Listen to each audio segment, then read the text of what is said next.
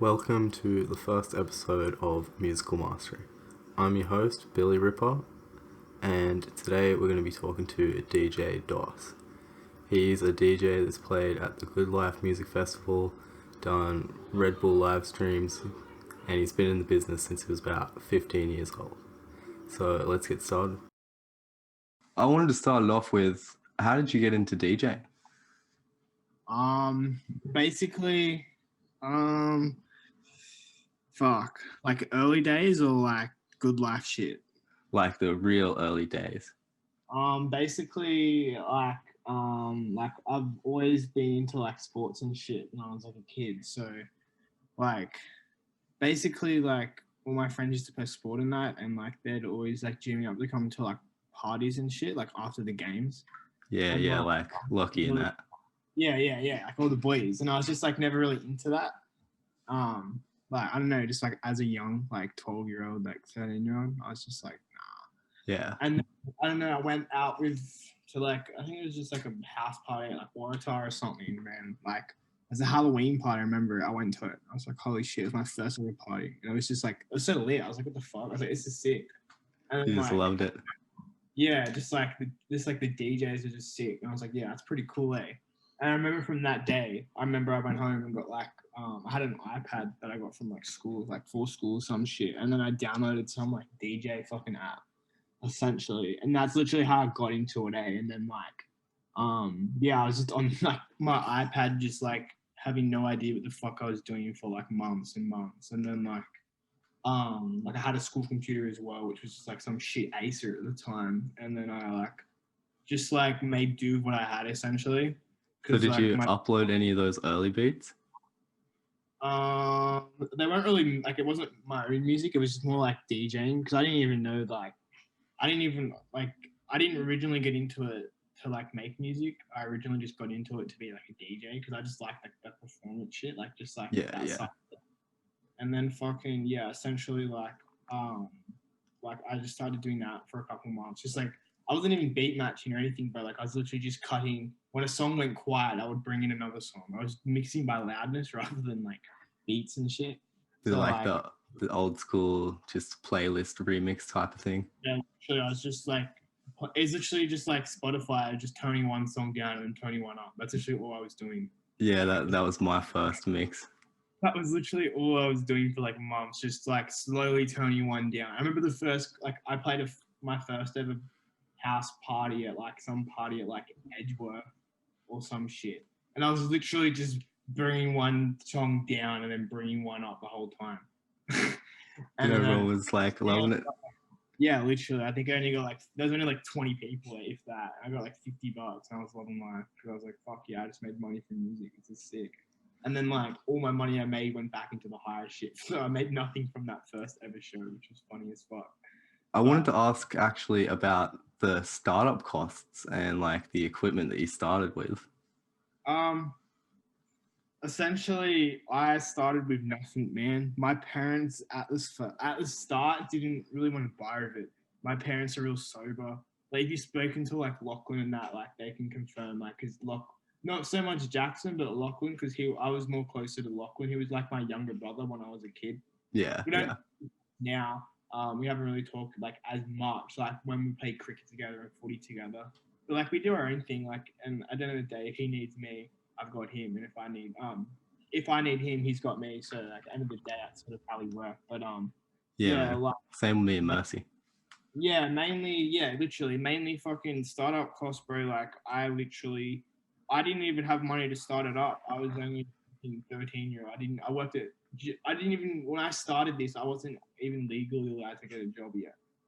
Like, yeah, true. 13, 14, and then I got a job at Macca's. And then I was making fuck all at Macca's compared to what I would make just doing house parties. So that's when I quit Macca's. But essentially, I had nothing, bro. Like I was in, like as I said, my first party I did was for $50, and to hire the speakers and the lights because I didn't have any of it. I just had a deck that my dad got me for Christmas. There's this little shit deck that was like a $300 deck, $200 deck that he didn't even want to buy me for Christmas, but I begged him to get me one for Christmas. Ended up getting me one. Like him and mum got me one. And then, pretty much just used that, and I had my little shit school computer. And then Yeah, I burnt like a little fucking picnic table. Literally hired like $20 worth of lights. Like they were literally like 3 lights, like the worst lights you could have gotten, like off Wish or some shit. And then I got like some speakers off a mate for $50, and I gave him literally everything I made. And then yeah, essentially I was doing that for a couple months, just really like trying to get like my name out there and shit. And just like I know you're trying to get into it because you're like, I know something like that, you got to really like you got to take those losses at the start. Yeah, Like, yeah. So how were you finding like your first gigs and that?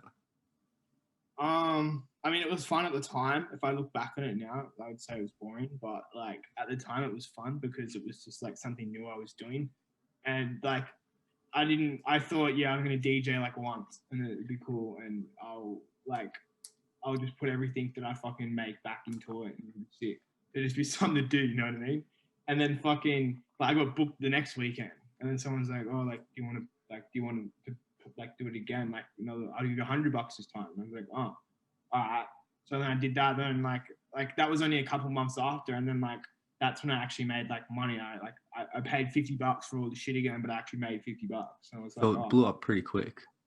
no, no, it was pretty slow at start. Like, not gonna lie, like I had to play a lot, so, like about a year, maybe a year and a half, close to 2 years, just playing house parties.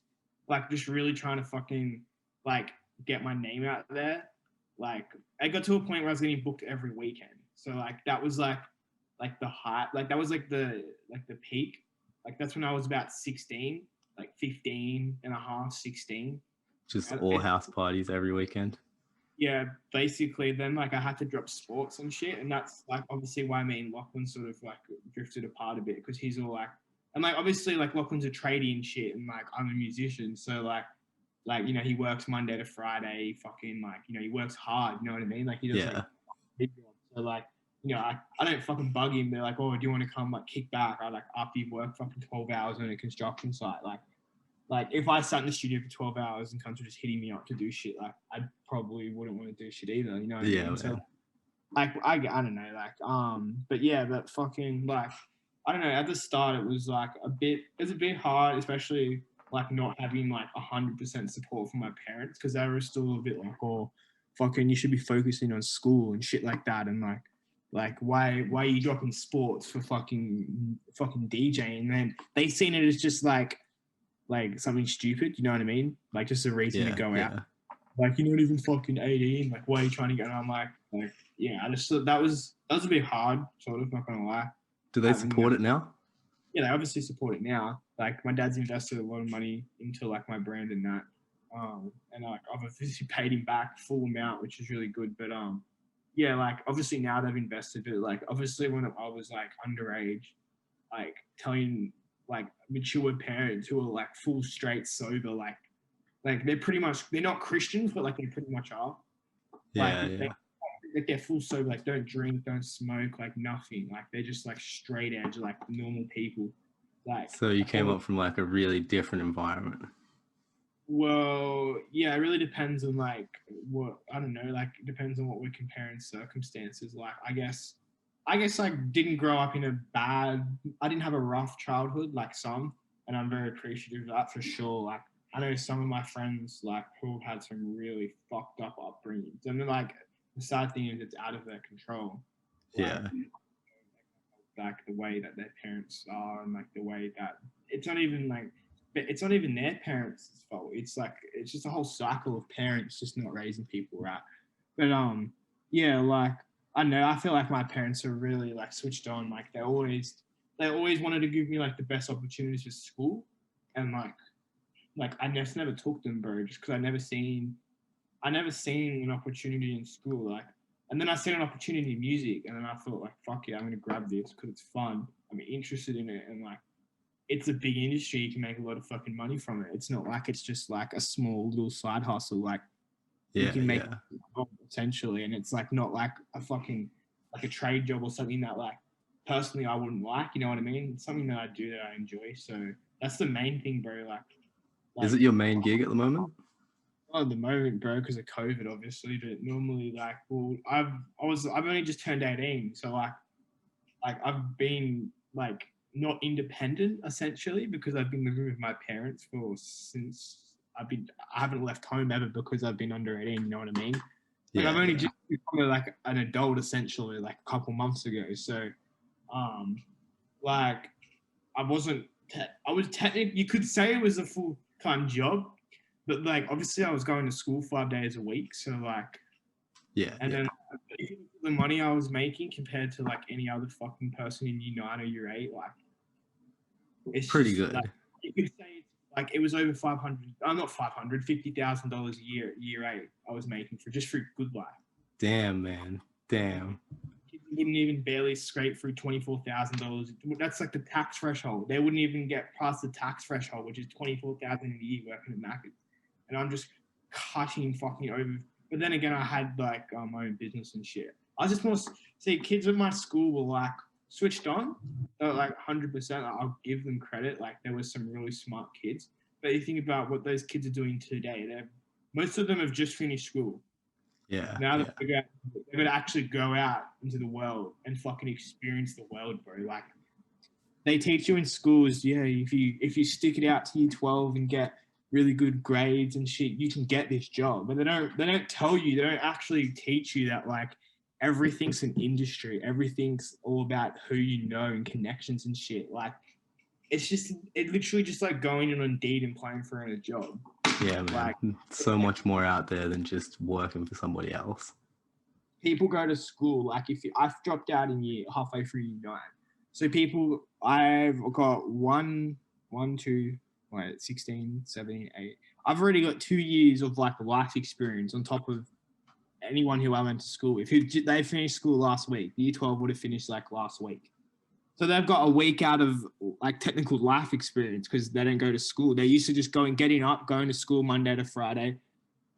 Most people just bludge it. Like school's just mainly a bludge to most people. Like as much as teachers can sit there and say, "Oh, people take it seriously," like if you seriously, if you go to a school, 90% of the people there are just fucking there just because they have to be. You know what I mean? Yeah, Like, there's exactly. only that small percentage of people who are actually going to excel and be fucking like professors and like actual really intelligent people. Like there is definitely some intelligent people out there who use school for like a definitely good thing, like 100%. I'm not talking shit on school or anything, but like I don't know, like I just feel like why if you don't know what you're gonna do, why would you just keep going to school Monday to Friday? It's not gonna if it hasn't helped you figure out what you're gonna do for the last 16 years, what's it gonna do? Like you know how it's like, when you leave, like when you get to year 10, you can either leave with a full-time job or you can stay and figure out what you want to do. What's that extra 2 years of in school going to do that's going to make you figure? It's not going to just click over 2 years. If you haven't figured it out since year 6 and up to fucking year 10, then like, fuck, like you need to fucking really you need to leave and go and figure out what you actually like in life, bro. Because they don't teach you half the shit that's like, they don't teach you like tax and like actual like how to invest in like businesses and like how to market shit, how to promote shit, how to brand stuff, how to make an e-commerce business, how to sell stuff. They don't teach you this shit in fucking school. They just teach you numbers. It's just like I don't know. I get on big rants about school, bro, but I reckon school is just like a big fucking brainwash system, bro. They teach the same thing every year to get the same fucking degree at the end of uni to go for the same fucking job. I completely agree, man. It's just replacing the economy. People just get replaced in. That's what I mean. Like, at the end of the day, bro, like, tomorrow you could fucking, as bad as it sounds, you could walk out and get hit by a car, and guess what? Your job's going to be replaced. Yeah. Like, the world will still move on, bro. Like, you know what I mean? Like, it's just a recycle. Someone will go get the same degree you have, do the same shit you did, and replace you. Same with the boss. Whoever owns that company, he'll fucking say he dies, someone will replace him, bro. You know what I mean? Like, yeah, man. Like, there's no point going to school and like becoming a fucking slave to the system, paying the government ridiculous amounts of tax, bro, when like it's not needed. Like, bro, Innovation comes from being different, doesn't it? Yeah, I don't know. I just have a different outlook. Like everyone I speak to was just like, yeah, school's pretty important, and I'm just like that one cunt who's like, no. School is literally like it's made by the system for the system.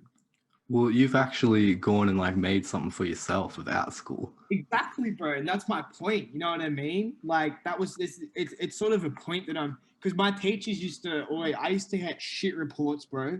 Shit. I'd be like that one, like, because I have ADHD. That's why I'm so, like, creative and fucking, like, just, like, bubbly and fucking just intense. You know what I mean? Yeah, Like, yeah. I've got really bad ADHD. So I'd be that kid who'd always be, like, fucking distracted. Barely even. When I started smoking weed, like, I'd be all good. But fucking, like, I don't know. Like, teachers would just roast me in my reports and shit and say, I'm too distractive and, like, I'd get the shit grades and they'd be like, oh, like, he's not going to be my, like, you know what I mean? Like, they just, like, doubt me and shit.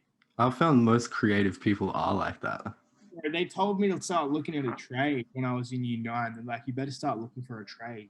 And I was like, what the fuck does that mean, bro? I don't want to fucking work for the system.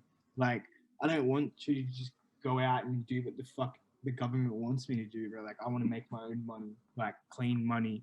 That's not fucking just government funded, bro. Like, I don't know. Like, I got a bit of a grudge against the government, man, just because, like, this whole, like, COVID thing and shit, like, the way they've approached the venues, like, it's just nuts. Like, have you been to West lately? Yeah, the sign in and all the stuff like that. That, bro. Like, have you seen how many motherfuckers are actually in the venue? A lot. Yeah, exactly, bro. Like, there's like, even like West is small. I went like in Brisbane. There's a Treasury Casino. I was there last weekend, bro. There was, I believe, it's massive. It's bigger than It's probably about the same size as the one in Sydney, the Star. It's huge. A big fuck. Over 1,000 people in there, bro. There's Yeah, like people in gyms.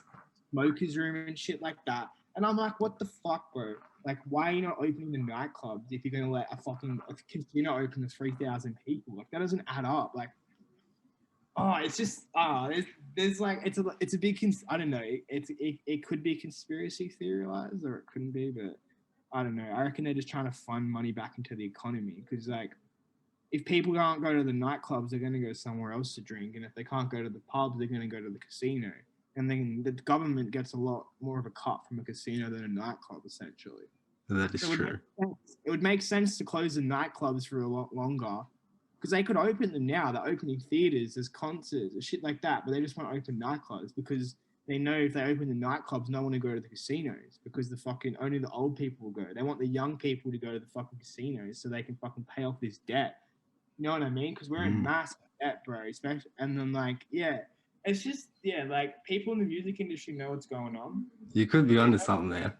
They know exactly what's going on. Like people, like I've spoken to like event promoters and shit, and like it's pretty clear. Like they're like Perth, for example. Perth are having like clubs are open. Fucking, they're doing stadium like shows for like music events and shit because they give a fuck about music. Where like it's sort of this side, but like Queensland's.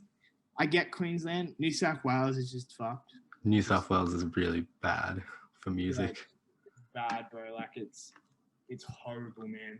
Like just the laws, but. How do you see the future of live music happening, like the future of Australia live music? I think it's going to be good after COVID, especially for myself, because it's going to broaden the competition essentially. So the booking comp. So there'll be no international artists that'll be coming in for at least a year to a year and a half after COVID's gone. So think about how much that opens up my bookings, you know what I mean? Because I'm not competing with international stars. Yeah, man, yeah. If Australian clubs can only book Australian artists, that's better for me. Because then it's just a competition then. Who's got the better content? Who's got the better music between the Australian people? Have you got anything in the works? Bro, I'm actually rebranding my whole brand, bro. So I'm working with a bunch of agencies at the moment, and we're gonna split my brands up. So we're gonna do. So you know, I have the DOS as like my main brand. It's like the only brand I have. Yeah, yeah. Basically, you know how I've got like those big shows under my belt with them with like GoodLife and that. Yeah. So you know how I always play house at those shows rather than like dubstep. Yeah, like your more like chill stuff. hard style type stuff. Yeah, there's like a reason to that. It's just because of the crowd and like it's just a lot.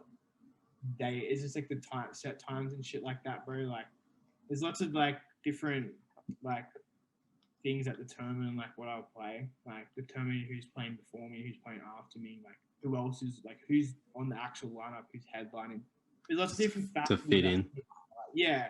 So rather than just doing a dubstep brand and a house brand in one, I'm gonna split it up.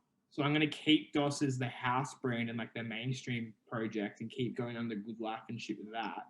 And I'm gonna make a side project for my dubstep and then keep doing like the tours of the dubstep shit and then try and get that into the US and then the house one into the European market essentially. Oh, okay. Interesting. Once I get out of Australia, like that's like my home country essentially. So I won't really need to like do as many shows there. Yeah, yeah. Really, once I dominate Australia, it's moving out to like Europe and like Asia and like those bigger countries with more people essentially. So you got big plans, man. Basically, bro, you gotta have big plans. If you have small plans, you won't reach big things, bro. You gotta always Exactly.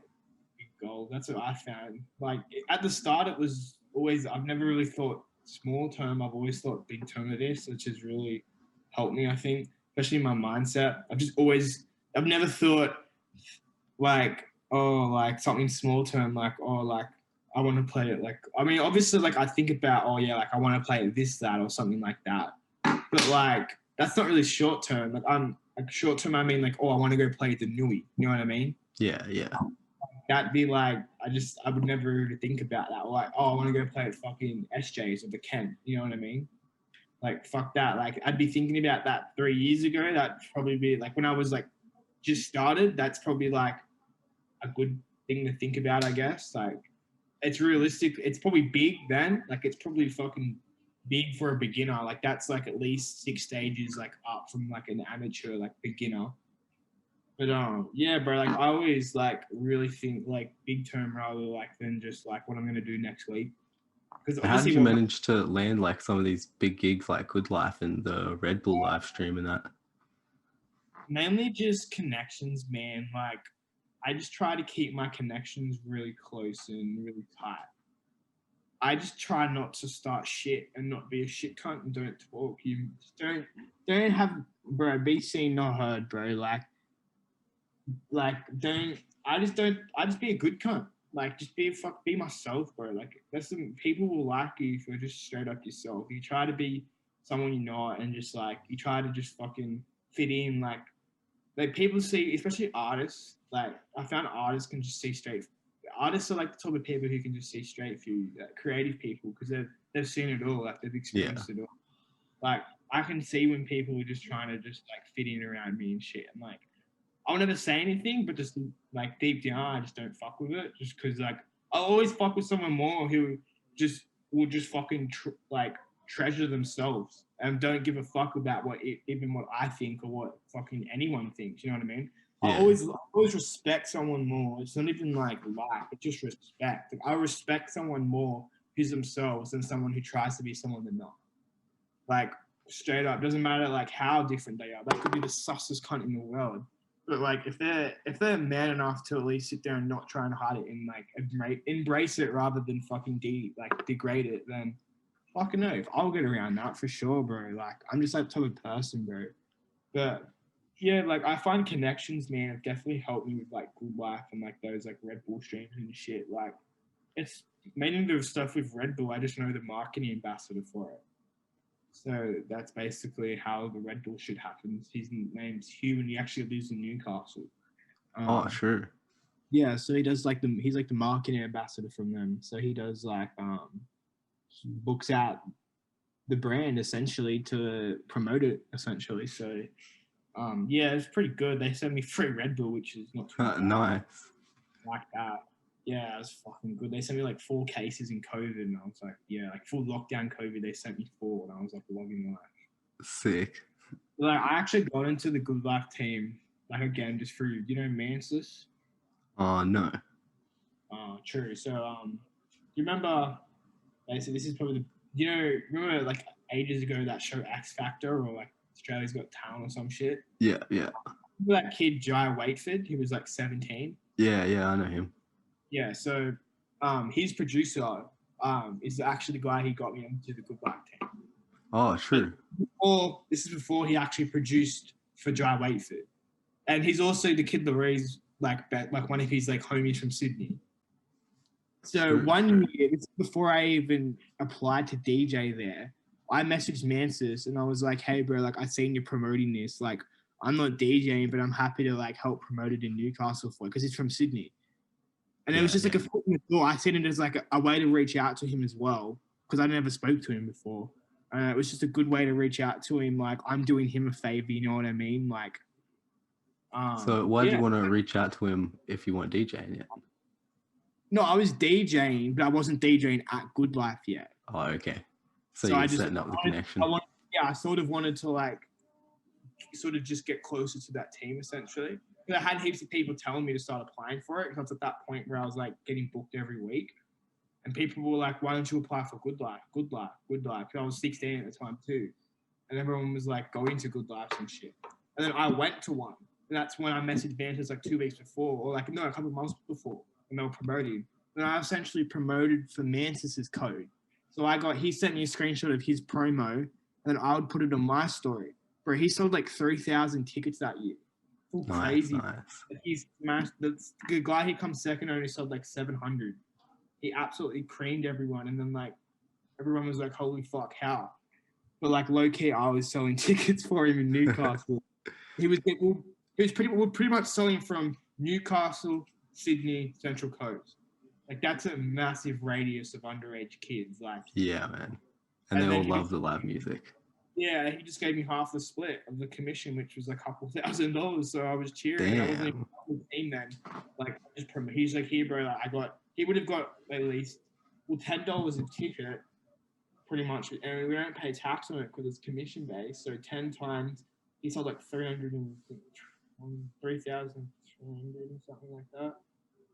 But he would have made like, fuck, bro. He would have made like at least like 20,000 just in ticket commissions, bro.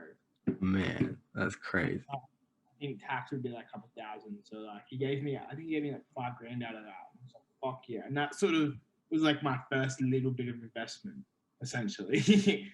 Like into like my own show, if that makes sense. Yeah. So eventually fucking and then after doing that, Mason was like, holy fuck. And then essentially he plugged me my own code. He did me a favor because I did him a favor, like helping him obviously win. Like he won the comp, played like the main support set and killed it. And I was like, fuck yeah. And then I obviously met him in person and we got on heaps well. And nice. Yeah, it was just really good. And then basically I applied literally for the next event. They gave me the head promoter hit me up. He was like, hey man, I was like having a chat to dancers, blah blah blah. He recommended me that to get you like onto the team, blah blah blah. And he asked me some questions. Sent me him all like the stuff that I did, like where I'm from and shit. And then like he was like down to have a chat. So then I went into Sydney and had a meeting with them and that. And pretty much they were like, we'll give you a code and that. We'll see how you go for the first event. If we're happy with the sales and shit, we'll keep you on the team and we'll offer you a contract until you're 18. I was like, oh shit. So then I was like, practically sort of on to like really like, essentially it was like you either win or like you're not going to play. We're not going to offer you a contract because you have to win the first time you enter to get a contract. If you come like second and then you win the next time, you don't get an actual contract with them. You just get paid like as an invoice. But like I get booked every single show if I win actually the first one and like smash it. So are you going to be on the next one? I don't know when that will be though. I have no idea. COVID sort of like everything's just like up in arms at the moment. Yeah. I know Chillin' it's touring next year. Yeah. It depends if COVID, like how the restrictions go. If it's not all open, then it'll just get postponed. Yeah. You can announce it, but like at the end of the day, like restrictions aren't going, it won't happen. You don't know what's going to happen at the end of the day, yeah. Yeah, so basically fucking, me and I got that code and then, Enchway? Yeah, you were talking about him just before? Yeah, so he got booked to put a headline for the next show. And then I had an active code for this show. And then obviously Mantis had one as well. So like I was like, fuck, now I'm competing with like Mantis essentially. So then I'm just like plugging it all through Nui, just like getting like a bunch of people to help me like put on their story and shit like that from like weeks and weeks and weeks. And then the events, so they don't show the leaderboard until it sells out, and then they put it all up. And then the event sold out, and then I'm waiting to see like if I like come in the top 5, because it goes like the person who comes 5th opens the event, and then like The person who comes fourth plays second, third, and so on. Essentially, True. if you come first, you get like a half an hour set, and then if you come fifth, you get like a 10-minute opening set, essentially. So like, was that your 2019, the 25-minute set that's on SoundCloud? Yeah, that would be was it the GoodLife one? Yeah. Yeah, that would have been last year's, like last February set, not this year's February, but last year. Is your first set that you did up on SoundCloud? What for GoodLife? Like my first set, I think it is. I don't know if I've taken it down. It might be. I think I did upload it. What year was that? It would have been 2018. 2018. I think that is on there. Yeah, no, it's up there, bro. GoodLife set 2018. It has like 10,000 plays, so you can download it too. It's got a free download if you want it. Nice. So that was the first GoodLife set you did. That was my first ever GoodLife set. And that was the one that I pretty much sold over 1,000 tickets. And that was like their smallest show. That wasn't their big one. They only do 3,000 there. And I sold nearly like half of what they sell. Half of the people who go to this GoodLife event are from Newcastle. You wouldn't know it, but they actually are, bro. Like you wouldn't fucking know it, but like half of the people who go to GoodLife are from Newcastle. That's why I'm so surprised no one else has followed what I've done. Now I'm 18. Yeah. Like if I could still do it, I would still do it because I've made shit tons from it. But I can't because I'm over 18 now. So now I'm just worried about making a shit ton in the clubs, which is a lot more money anyway. I've got the original The setup DJs are under 18 at GoodLife as well?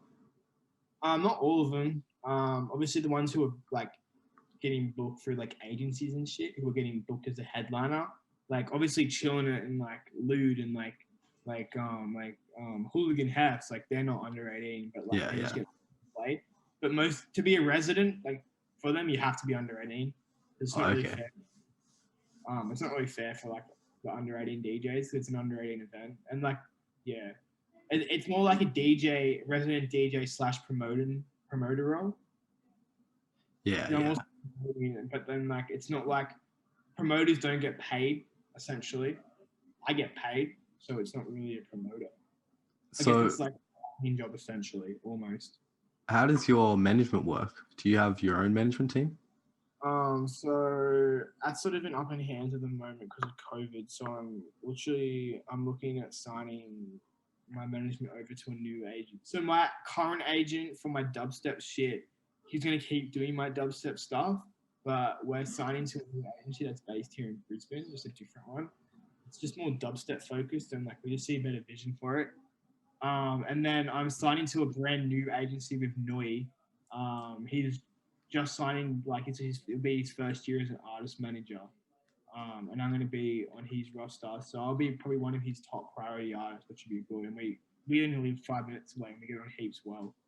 And yeah, but basically they'll get, I haven't done the contracts yet, but I think Alex wanted 20% because my dubstep stuff is going to be a bit harder to market, especially in the US, and it's a fresh brand. And then Noi is only taking 15% of the DOS one because I've already built DOS up to a decent level, so there's not as much work to do to it. Yeah. With the fresh brand, the new side project will take a bit more work to do and like establish and like build up. So basically, that's sort of where I'm at with that. Rebranding like artists, like agency stuff. So yeah. How does it all work with royalties and payment and stuff at the festivals? Finance agent, the guy who I actually live with him, like he's my roommate. They'll pay. The event promoter will pay like a deposit. Then that will go to the agent as it's normally 20, or no, it's normally whatever the agent's cut is. Like say if a game's taking 15%, then they'll ask for 15% deposit, and that will go to the agent. All right. And then I play the show, and then I'll get once I play the show, and they're happy with the show because I haven't, sorry, but I know some people who've had cases where they haven't been paid off from the show. That's why I always ask for a deposit, because once you pay a deposit, it's essentially a contract saying that I'm giving you this, and then I'm going to give you this by this date, essentially, and make them sign a contract. They have to do all that if they want to, like, if they want to actually book me in. Because legally, once they pay a deposit, I can't just be like, I can't pull out unless Yeah. I'm like sick or like other reasons, like circumstantial reasons, or like say like I can cancel, but I have to give them a certain time's notice, and if it's within a certain bracket, they get a certain bit of their deposit back, blah blah blah, like shit like that. But I've never had like again like I try to make everything smooth. If you start getting like if you like I don't know like everyone I've spoken to, artist wise, promoter wise, just event wise, have said don't be a dick. If you're gonna be an artist, just be a good cunt. It'll be appreciated a lot more, and like you'll get booked more because you'll be easy to work for, like with like you don't like especially me when I'm booking artists, like the first thing I'm thinking about is fuck, is this cunt going to be hard to handle? You know what I mean? Is he going to be a pain? Like, is this cunt going to be like, you know what I mean?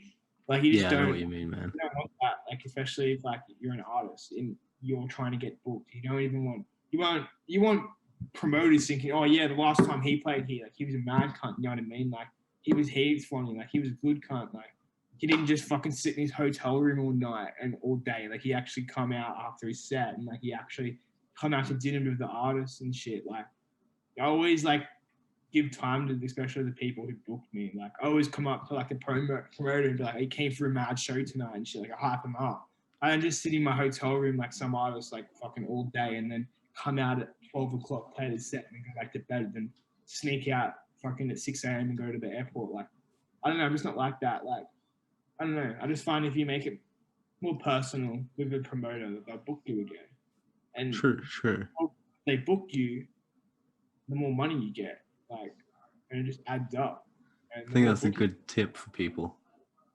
Yeah, bro, for sure, bro. Like, just don't be a dick. Like, that's literally like, if I was to give anyone any tip in the music industry, don't talk your shit and just fucking don't be a shit cunt. Like, no one really cares. Like, no one cares about your opinion unless they've asked for it. It's not valid. No one gives a fuck. Like, people who sit on there on Facebook and just like chat shit and just like fucking like talk shit on people's music or like shit like that. Like, no one really cares, bro. And like people who was in the industry, like who like have inside knowledge, who are like really fucking connected, just look at that and just laugh. They're just like, you're going nowhere. You know what I mean? Like they just that attitude. Like you just gotta have a good attitude, bro. Like that's what it all comes down to is the attitude. Because if like you got a shit attitude, then like you're a shit cunt. You're gonna be hard to deal with. Like it's goes down to attitude. Like, but again, like some people can't help that. Some people are just like really out there, and like I'm not a judgmental person, bro. Like I don't really give a fuck, bro. Everyone's different, but like some people can't help it, which is understandable. But like again, like if you're gonna be in this industry, you just can't be a dick. You can. Like, no one's really going to stop you. Like, I ain't going to stop you for being a dick, but, I mean, you're just not really... It's just not going to come across really well. I know there's definitely some artists who are dicks and who brand themselves as dick, like rappers and shit. But, yeah, definitely. Again, definitely a different circumstance, because that's more like a tough sort of genre, where, like, this is like DJing, so, like, you know what I mean? Like, it's not known as you... Like, DJs aren't known for being dicks, essentially. They're known for being fucking genuinely good people and just relaxed, down-to-earth people. And then you have, like, obviously DJs who are just dicks and just, like to talk shit and just fucking don't know when to stop, bro. Like, yeah. I don't know. I don't let it affect me. I don't give a fuck, bro. But, like, that's just a tip. Like, if you want to actually be taken seriously, that's, like... You can be a DJ and be a dick, but if you want to get taken seriously by actual people in the industry who can actually help you and with music and move you forward, like as a career, like yeah, that's the main thing that actually most people do look for is like, are you a dick? Like essentially, like are you a good person to work with? Yeah, literally. Like it's what it does come down to, like all aspects. If I want to make a song with you, like I got to sit in the studio for 3 days with you and work with you. Like it's like making a cake. I've got to sit there and like make a cake with you and like essentially one has to take control. That's where sometimes in the studio egos and shit do take her. That's why I don't really like doing studio sessions unless I'm really close to the person. Like, I'll never do random studios with just random people because people's studio, especially if they're like like actually like they're not their first time in the studio, like they actually want to give input. Like some people's egos just take over and they just don't want to take criticism, or like they just don't want to fucking change anything. Like Yeah. I think you should be open minded. Like you should always just be like willing to learn, bro. Like if you have a willing to learn attitude, just to anything, bro, like people will see that and then they'll help you. Like I don't think Mantis would have helped me out if I didn't come to him with like a willing to want attitude. Like if I would have just been like, oh yeah, hey bro, like I'm possibly keen to getting into GoodLife. Like, do you think you can maybe help me out? Like I was like, hey bro, like I want to do this. Like I know you do this. Like, can you help me out? Like I'll even promote you for this for them. No charge, nothing. Like I'll just do it as a favor. And I'll scratch your back, you scratch mine. That's literally a lot of shit that like a lot of shows I've done is just because I've scratched people's backs and then they scratch mine. And other guys are in the same boat. Like, well, it's not, like, I don't want to talk shit like on some artists. I'm not going to name any, but like there's some artists who are signed to agencies who are just shit, like who are absolute shit, bro. Like who like bro, like who are so bad, like you like that you consider how the fuck are they signed? How are they doing music full time as a job, bro? Like I know like some like kids, bro, like 13-year-olds who can make better music and like play a better show and who are nicer than fucking some of these artists that are like going around, bro. But like, I don't know. It's all about like, again, it's all about connections, man. Like people can sit there and say, oh, the industry's toxic and like it's fucking like no one cares about talent these days. That is true. Like it's not wrong. Like it's very true. Like it's all about who you know. Like I'd rather book someone. It's like if some random person, like if you just hit me up and said just some random and didn't say that you knew Lachlan or anyone, like I would have been like, what the fuck, you know what I mean? I would have probably not replied, to be honest, like straight up. But then I said, Man. This cunt's close to someone I know. Like I'm like, obviously Lachlan's always been close to me and like he's done shit for me and like I probably owe him a few favors. So that's honestly why I replied. And I was like, yeah, like I'd be definitely down, like, if this helps out, like, one of my mates and, like, helps out one of his mates, like, for sure, bro. And, again, that's just an example of who you know what I mean? Exactly, Like, man. that's a literal perfect example of, like, connections, and that's literally how it works. Like, you know someone, it's just a matter of sending them a message like you did, reaching out. And, again, they could be a dick and just not reply and just rub you off and just be a dick, or they can be a decent person and fucking take 5 seconds out of their day to just at least type back a response saying, hey, bro, like, I'm down for sure. You know what I mean? It takes fucking 10 seconds. You can even fucking turn on Siri and fucking say it. You don't even have to type it. Like, shit Well, like that. I think if you're somebody that's trying to get out there, you just got to do it. You just got to like try and hit people up, see who's keen to work with you. Yeah, that's literally it, bro. You hit it. Like, you've hit it. Like, people don't fully commit. They're like, yeah, like, I want to do this. But like they're like, oh, like I need to pay rent and like I need to work. Like, yeah, I get that, but like if you really wanted to do it, like it's like if the government come in and just put instead of 20% tax, 50% tax, you'd have to adjust, wouldn't you? Yeah. Have to. There's no way around it. So why don't you just look at it like that? Take 50% off your wages and invest it into music. You'd have to adjust. Like you'd have to. That's pretty much what I did. I was just saving my money.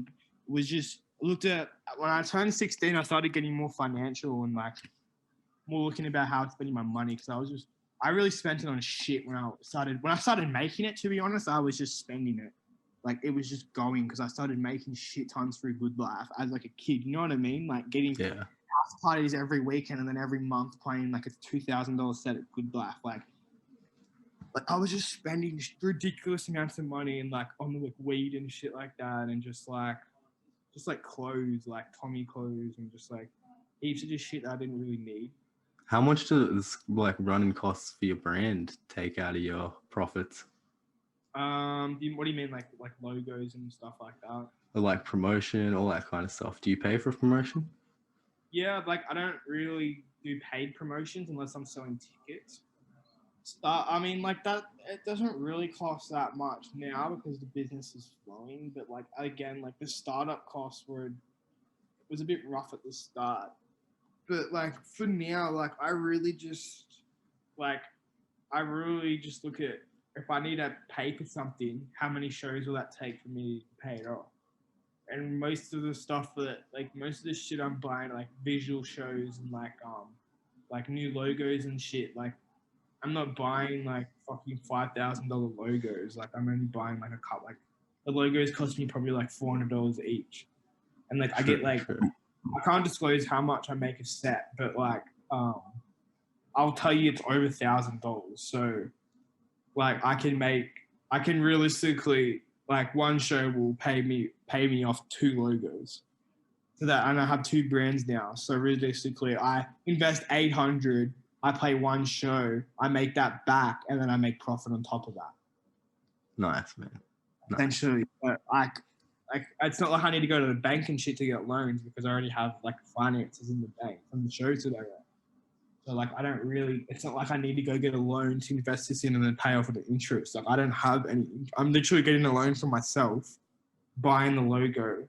Then when I'll do all this before COVID comes back. And then when I can obviously get shows booked in, that's when I'll buy it. And then I'll have a date where my first show is. And I'll be like, well, this will be paid off by this date, blah, blah, blah. So I can keep track. I'm pretty much investing money with myself without paying interest. I'm just tracking on when I'm going to pay it back. I'm setting myself a payback date for when I should pay it back, essentially. What's your setup at the moment? Like studio setup. Yeah. So just at home, I just run two HS8s, like Yamahas, and then I just have like a complete 6-in, 6-out interface, bro. That's it. I don't run much. True. Well, I go to a professional studio here 2 days a week, so that's like full professional, like mad studio. But fucking, this is just I don't really like. You don't need much, bro. Like you only need much when you're really trying to finish something off and get it really loud. You get just an idea out and some like just anything, even a really good idea, like you can make it just on your laptop speakers, bro. You don't need fucking. What software do you use these days? I use Ableton, man. Yeah, same. Ableton is just, it's the best, bro. I wouldn't recommend anything else. Like, nah. I mean, that's personal. Everyone's different, and I honestly respect that and whatever. And if anyone wants to swag hands over it, like, I'm down, but fucking, like, Ableton's the best, bro. Like, Ableton is key, man. Like, it's just so good, especially, like, it's just like future shit, bro. Like, it's mad. I think it's just like it's so easy to use and like everything just seems intuitive. It's literally like it is what it is. Like it's not like have you used like Pro Tools and shit? Yeah, man. You know, like in Pro Tools, you gotta go to grid mode to do something. You know what I mean? Like there's no like extra buttons you have to do. If you want to like delete something or if you want to add something, you just drag and drop. It all works how you feel like it should. Literally, like that's what I mean. Like if you want to cut something, you cut it. Like you don't have to go into like a different mode to do it and go into all these different fucking modes. Like you just do it. You know what I mean? Like there's same with FL. There's too much shit you got to go for. Like, too many other processes. You know when you're going for like say like a survey and it's saying like it pops up like ads and shit. Or like little like portals that like little side links, like shit like that. That's literally what Pro Tools reminds me of. Taking you like you got to go through all these extra steps. Well, like Ableton, like if I just want to do it, like I literally just go bang. And I've mastered all the shortcuts. Like I can do the shortcuts with my eyes closed. Like my fingers are just like fucking like know where the keys are, which is ease. But like, obviously that just takes time, which is really. But I had one of those keyboard covers that had all like the Ableton shortcut keys on it. And I just used it until like it was smudged off.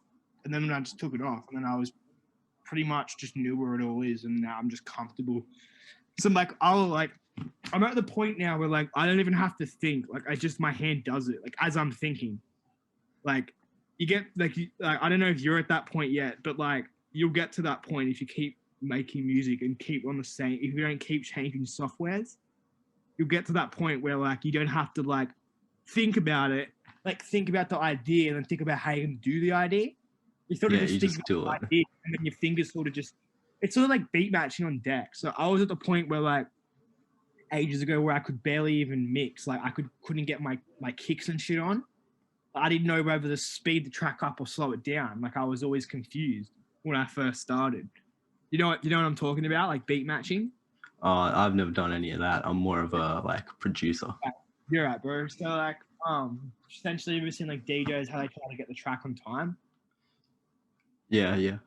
Yeah, so they're essentially like when they're spinning the little thing, they're moving the track like 5 milliseconds forward or 5 milliseconds backwards to speed it up and slow it down in time, so the kicks are always on. Oh, So, okay. yeah, so fucking like it's sort of like a hand movement. So like when I first started, I had to think about, oh, is this track slower or faster?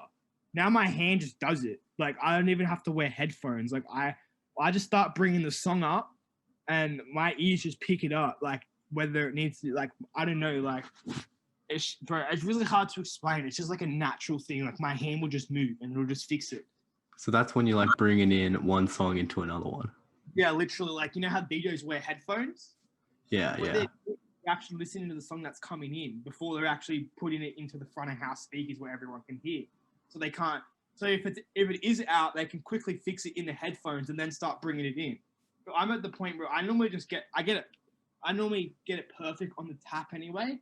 So I normally tap it on the one perfectly. But like if it's off by a little bit, like my finger, it's only barely by half, like by about a third of a second. That's normally about how much. I'm normally pretty accurate with my tap-ons, but if I like miss it or like I slip or some shit, like I've had shows where I've like slipped because like the floor. Normally the booths are always wet, especially at clubs with like alcohol and shit or sticky. So like I've had times where I've slipped and I've obviously missed them. But like, True.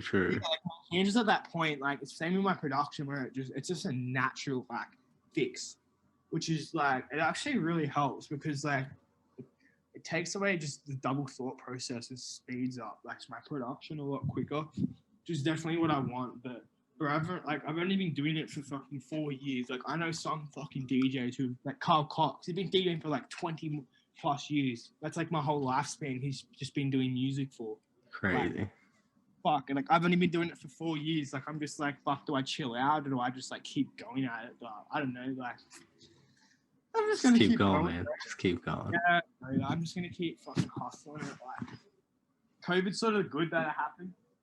Like I hate to be that cunt, but like I reckon it's good because now it's gonna make more of a demand for events. Like think about it. Like if fucking all the drugs in the world just left for fucking 6 months and they come back, like you reckon it's gonna be a fucking demand for it? Definitely. Exactly. So you just replace drugs with music events. Yeah, that's what it's like. Everyone's like Actually, so excited for it. What happened with remember how we went into full lockdown? Remember the first day they fucking opened it? You see that beach up at Manly? Oh, that was insane. Yeah. You know what I mean? First day, there's going to be a fucking... Imagine the first club that opens, bro. Bro, there's a club in Perth that does dubstep. They only started 2 years ago, and because Perth's like the only state in Australia that can have dancing, like they're moving their club from a fucking club show to a stadium show. Crazy, bro. Crazy. It just shows how much of an impact the music has on people. Yeah, like, it's like something else. People come together and it's literally huge. Like how big music is. Like, and then like the government's just so against it, especially New South Wales. That's why I got the fuck out of there, bro. Fuck that. Yeah, there's something I wanted to ask you about. When you're at GoodLife and that. Yeah. With the festivals, there's been a lot of like police presence and stuff. Did you see any of that? Look, like, I've seen like obviously like there's police at every event, like even clubs and shit. I probably can't really comment on like the police, like the way that they run and shit. Just because like I've been told from like GoodLife director like to not really comment on anything police wise, just because of like the media. Because I've had like 7 News and like NBN like contact me about like fucking like the GoodLifes and shit and about like all the underages with drugs and shit and like police and that. But like yeah, there's obviously a presence of police, like a massive presence of police just because of the demographic. It's under 18 music festivals, so like when you have music festivals, you have drugs. Like it just goes hand in hand. It's like when you go running, you have joggers. Are the artists treated the same as the concert goers? Well, obviously not. Like, we get looked after a lot better. We get our own like green room and shit. Like, is that what you mean, or do you mean like police wise? Police wise. Um, Do you get like searched in that when you go in, all your equipment and everything? um, see, I can't really comment on that very like. I don't think, yeah, I just don't think I can comment on that, man, just because like I just don't really want to give away like any That's fair enough. That's fair enough, man. like because if like they're supposed to be searching artists and they're not, you know what I mean? Like I just don't really just want to give any info on that side of shit, just because like yeah, I don't really know the correct procedures, and I don't really want to say the procedures that have happened if they're the wrong procedures. You know what I mean? Yeah, fair And enough, like man. it's probably not if they are the wrong. If I don't even know the right procedures, but if they are the wrong procedures, then it's not really. It's not like it wouldn't be their fault. It'd probably just be like a mix up. But yeah, like I don't really feel like I could comment on that, like just because like yeah, just all that other shit. But like yeah, we get like a green room and shit, and like obviously the police get like their own like space in that, which is right next to us, obviously. So like it's not like they don't they don't sit there and like obviously they've obviously paid like they sit around us because like we're all together at the back because we're all working. It's just like a workplace, bro. There's a kitchen. There's like a big rest area where you can sit down. There's a basketball hoop up there. So they're pretty chill when it comes to the artists. Yeah, like it's yeah, I'd say it's pretty chill. Like I can't really comment on like searches and that just because I actually don't know like what actually goes on. I can't really say if I've been searched or not just because like, I'm not sure of the right procedures. But yeah, like obviously like artists like we get looked after and like there obviously is police around us. Like if there was something to happen, like we would be fine. Like obviously, and like some of the bigger artists have their own personal security. Have you ever seen anything crazy happen at the festivals? Crazy. I've seen some cook shit. I've definitely seen some very cook shit. I've seen my boss go. My boss is actually like the owner, like the main promoter of GoodLife. His name's Roger. He's actually a DJ himself. He played once and he slid on the rail, like on like that front rail. Yeah. Like, on it with 2 feet and holding someone that was in the front row, and they pulled him forward and just face planted into the whole crowd. That was pretty fucking funny. Nothing really like fucked up, bro. Because most of the time, like you mean like hectic, like fights and shit like that. Yeah. After GoodLife's, yeah, not on the good because as I said, like there's a pretty big police presence. So any like obviously fights have started, but they're pretty fucking like they're broken up within like, and plus then they're pussies, bro. They're under 18s. They're all talk like they'll just arc up and they'll just be talking shit while they're running backwards. You know what I mean? Like they're not actual men who are gonna actually punch on and do damage to each other. Like they just all talk. But yeah, it's not really. I've seen worse fights at clubs than GoodLife. So put it at that. Like worse shit happens at nightclubs. But like train station after GoodLife's pretty fucked. Like there's some scat motherfuckers walking around. Like it's pretty bad. But yeah, like overall, it's a pretty good event. Like they do take really big precautions to like obviously keep it a safe event. Yeah. And to like make sure like nothing bad happens like in the event. Because like if something bad happened in like GoodLife, bro, like that'd be it, bro. The media would grab a hold of that and then it would be fucked. And as I said, they used to always like hit me up and shit. Like they wanted to get statements off me because some kid got caught with like 2,000 fucking caps, trying to sell them, and like they were trying to ask me like how old was they and like all this shit. And they fuck because like I'm not allowed to respond to any of them like on my contract because it's like controversial. I'm not allowed to. Like it's supposed to be like just like between us and like a team. So yeah, like I'm not. Yeah, like I've had like people hit me off about like the drugs and shit, but like they try their best, bro. Like they really do. Like the media can make it look like they don't really give a fuck about safety, but like that's literally their number one priority. Like they have drug testing, they have alcohol testing. Like they wouldn't have this. And they're gonna think that's not free. They're gonna hire people to stand there for fucking hours and test people and that. How do you feel about the testing and stuff? I don't think it's good, bro. Like people, like I mean, I don't condone drugs, especially when it comes to music, just because, like, I don't know, like obviously, like I'm not gonna sit there and lie and be like I've never done drugs, I never touched drugs, like I've done drugs before and shit, but like I don't condone them, especially in events that I'm playing at.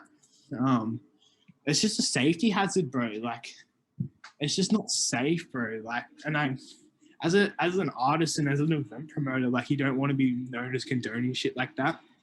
Yeah. Like I'm not gonna sit there and say like I've never done anything before, and like I'm not gonna be that type of person. But like I'm not gonna sit there and say, oh yeah, bringing fucking caps to my event that I'm playing at. Like that's just stupid, bro. That like it's just not safe. Like I'd rather people be safe and have a good time, and not be like even like I don't. Like personally, I don't care. Personally, at the end of the day, I'm getting paid to do my job, and at the end of the day, I'm safe myself because I don't do that stuff. Yeah. And it's someone else's choice to fucking. And it's like if someone goes out and murders someone, that's not my choice. I have no input. I have no say. If someone wants to risk their safety and their fucking like their well-being and get arrested and shit, like risk getting arrested, and like that's their choice, bro. But like I don't condone it, or like nor I'll probably never condone it.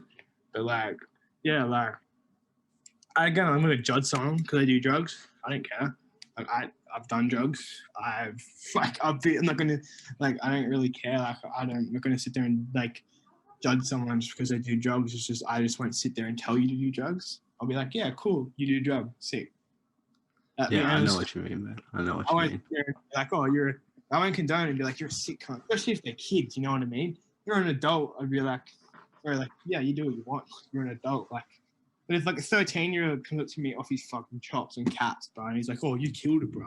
I'm gonna look at him and be like, bro, what are you doing? Like, what do you mean I killed it, bro? Like, you're about to fucking kill it, bro. Like, what the fuck? Like, I'd be like, the fuck, bro? Like, I'd even probably, like, borderline nearly sit down and have a chat with the cunt. Like, if I felt like he'd actually gave a fuck. Like, I'm not going to give people time if they don't want to change. But, yeah, like, I don't really condone drugs, bro. Like, I don't know. Like, obviously, like, I guess they help. It's like runners. Like, you don't need runners to run, but I guess they help, bro. So I get why people fucking take them. Like I don't see like it's not like some fucking sinister act. Like I see why people do them. Like I know why people do them. Like I understand why people do them. Like yeah, it's just I just don't think the government do, bro. And I don't think they've gotten a war that doesn't fucking last for over 50 years, bro. Like this war on drugs is over. The drugs won, bro. Like the drugs won. It's simple. It definitely did. Like this war's been going since like the 1900s, bro. Like I don't know any fucking world war that went on for more than like 10 years. Like this, like the drugs won, bro. The drugs won years ago, bro. Not even when Pablo Escobar died did the drugs lost. They won years before that anyway, bro. It's crazy, bro. I don't know, but like. Do you think that music has a part in making the scene though? Like the drug scene? Yeah. Oh yeah, bro. It goes hand in hand for sure, bro. As bad as it is, like it does. It really depends on the person too. I know club. Like, it's pretty like a stereotype as a club promoter, like doing bags of coke and shit like that. You know what I mean? It's really like stereotypical, but like as like a DJ, even like getting on the piss every weekend, like benders and stuff like that. But have you seen a lot of it in the industry or not? Not mainly with who I work with, because the people I tend to try and work with are professional. Like I try to work with people who are like really switched on. I've definitely encountered people like that, but yeah, that was the first and last encounter I'd have with them business wise. Like obviously I'm not going to hate them for it. In the business, have you encountered a lot of people like that? A few, not a lot, bro. Like probably a few. Like Yeah, definitely a lot. Like, because like I don't know, I can sort of tell when someone's a bit fucked, especially in drugs, because like my auntie's been through it, and like I know people who've been through it, so like I can sort of just tell. You know, look at especially like harder drugs. Like if someone just smokes weed, you can't really tell. Like you're not going to be able to tell that they're a fucking stoner. But if someone's a fucking crack addict, like you can straight up just look at them and just tell, like you know what I mean. Yeah, I know what you mean, man. But yeah, like drugs do definitely play a big part in the industry, bro. Like if like that's why people that's why it's what it's for. Like people take those drugs to go to the club. Like I know some people do it at home, but like that's like a really small percentage. Like most people will buy drugs to go to the club, like or to go to an event, to a festival, or somewhere. You know what I mean? Where music is. You know what I mean? Yeah. Obviously, there's that like there's a few people who'll stay home and just like fucking do caps in their room and just cook out. But like They're probably still listening to music though. yeah, literally, majority of people going to a venue are going to the club, and then where the dealers sell their drugs at, the fucking nightclub. So Have you encountered a lot of that? like drug dealers. Like at your venues and stuff? Yeah, bro. Yeah, at my events I've had lots of drug dealers, bro. I just fucking kick them out. I just fucking kick them out and blacklist them, bro. Like, yeah, I'm not gonna have that at my event, bro. Especially my event where I'm liable and like everything legally falls onto me. Like, I'm not gonna have that. There's no chance of it. Don't care if I've had to kick people out of my events that I know personally. I'm not gonna like never change our relationship. You just got to get the fuck out tonight, boy. You just can't stay here and fucking cap out. You got to go. Yeah.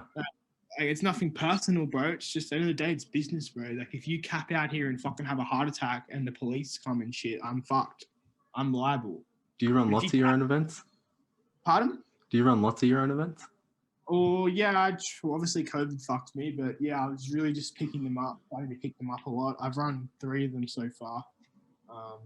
I know 2 of them. I know, yeah, 3. Thornton Hall was counted, I guess, as one. So yeah, I've run 3 so far. I'm not talking just like club events like the Cambridge. Like I'm talking big scale, fucking 2-stage events, like massive. Yeah, nice. But, So are you the headliner or are you hiring a headliner?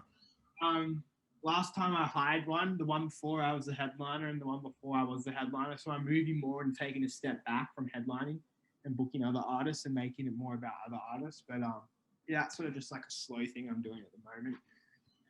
But So yeah, are you thinking your career is going to take more of a step towards like the promoting side of things? See, honestly, bro, like I'm sort of in that path in the moment where I don't really know the direction where I want to take, like 100%. You just see where it takes you. Honestly, bro, I'm just going to keep building my connections with other people and just keep working on music because I find working on music just opens the doors even for events. So, and I have my event, like I have like certificates for events. So I can go to like event companies even and work there, like nightclubs and shit. But I could have done that in Newcastle. I could have worked at King Street. I got a job offer there. As a promoter? Yeah, I don't know if you know Angus Harper. No. He's the main event promoter there. We play Hawk. He's like the Hawks assistant coach for Hamilton Hawks. That's how we know each other. True. And he actually runs the events at King Street. King Street's that's why. How do you think that runs at Hamilton Hawks Oval? Because they're with the Hawks. That's how they run at the Hawks Oval. Because he runs that. Oh, he runs that. Yeah, he offered me a job with that company that works with that, and King Street in the Cambridge for events to stay in Newcastle as well, like where I'm from. So when you finally get back on a roll after COVID's finished, you'll have like heaps of gigs. I'm not doing that, no way. Like, fuck that. You're not doing festivals anymore? Like shows, like DJ shows. Yeah, DJ shows. Oh, yeah, I'll have heaps of them. I thought you meant like for King Street. No, I'm not working. I was gonna, but then that's why I moved here, because I was like, nah, fuck it. Like, I lived in Newcastle since I was young. I was like, why not go to like another place? Like, fuck it, push me, like, I don't know, just step into the deep end, bro, essentially. Yeah, So was I'm you moved to Brisbane for your music? Yeah, basically, bro. It's where my agent lives, so it was just an easy way to fly to.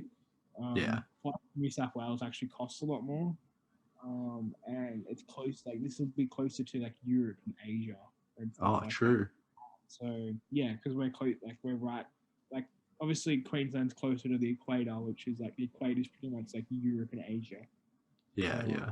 yeah, it's only it'd be like an hour or two closer, but like again, if I'm flying to Europe all the time, then that will eventually add up. Every 2 hours there and back, that's a 4 hours from there and back. Like if I do like say like 12 trips to them, that's like 12 times four. Like that's a decent. That's like over 100 hours I'm saving from going just from Brisbane to overseas rather than from Sydney. Because then I also have to travel from Newcastle to Sydney too. But now I'm in a main city. I'm 5 minutes from the airport. I just bang Uber straight to the airport. It cost me $7, and then on a flight, and then I'm out. And then if I need to go play in Newey, I'll just get a flight down to Newcastle. Because my next show in Newcastle is at the King Street Hotel. I've never played there. When's that? That will be after COVID. I'll be there, man. I'll be there. Yeah, shit. Yeah, I'll get you in for free. You, Lockie, and Jackson can come in on my guest list. Sick, man. Fuck yeah. Because I haven't seen them cunts for ages, and I know because I'll only make it when I come to Newcastle. I'll just be like, you want to come to see me? Come to my show. Basically to every cunt. I've never been to King Street, so it should be sick. Yeah, fuck yeah, I'd be mad. Yeah, don't go until I play there. I'll make sure you have I'll make sure I play some good music too. Nice, nice. Eat some drinks too. Do you drink? Oh, yeah, occasionally. Nice. I'll get you some drinks. There's one thing I wanted to ask you about also with your DJing. So, could you reckon we can wrap it up soon? Like, make this the last one, just because I got to go into the city in a sec. All right, the last question. So, with the copyright and samples, how do you deal with all of that? I don't release on labels at the moment, so it's not a problem. Copyright no one's gonna target anyone for copyright until it's worth money. Okay. Really, that sums it up. Like, no one's gonna. I wouldn't be scared to experiment. That's basically like, if you're just using other voices, just don't you could even release it, official release it on Spotify and shit. But if that's not getting millions of plays, no one's gonna come after you legally. It's not worth it. I've read a few things about people's remixes and stuff being taken down though, and copyright strikes. Obviously, yeah, that can happen. There's a way around that. Let's turn it down a key, because the way that it finds the key, the BPM, and the lyrics. If you just change the key and obviously change the BPM, it won't match. So it's just like a system. So what about your remix of God's Plan? Yeah, so that's just turned down a key. It's just down one semitone. True. That's all I did to that. I just turned it down. Got the original key. I think it was I can't remember. It'd be like, say it's E. I just turned it down. I turned it up or down. I can't remember which one I did. Just turn it up or down to E or F, something like that. And just change it. Just change the scale. And that's actually all you're going to do to avoid copyright upload on SoundCloud. Yeah, but if you had that problem of uploading and getting done for copyright, that's how you can get around it, essentially. All right, man. Well, thanks for talking to me. Nah, you're all goods, bro. That's all right. We can do another one whenever you want, bro. I don't really have much shit to do anyway, so just hit me up if you want to do another one for sure. Sick, man. Easy, bro. It's good having a chat. It was. Well, just hit me up and I'll speak to you later then. All right, man. See ya. See ya, bro. Take it easy. You too. Later. Thanks for watching. I hope you enjoyed the episode. There'll be another one next month where I'll be talking to a producer from Brisbane, music by V. If you liked the episode, make sure to go and check out Doss's music on SoundCloud and check out my page, BillyRippa.